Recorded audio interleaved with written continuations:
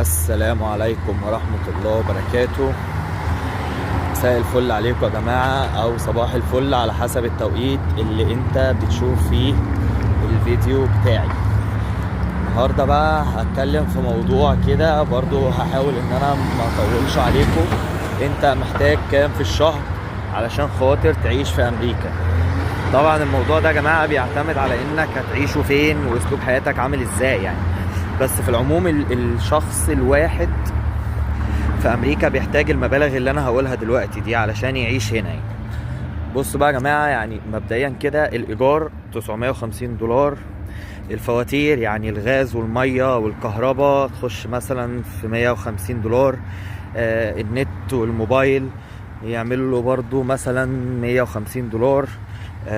الاكل $240. التأمينات ودي حاجة مهمة جدا، وده اللي انا قلته في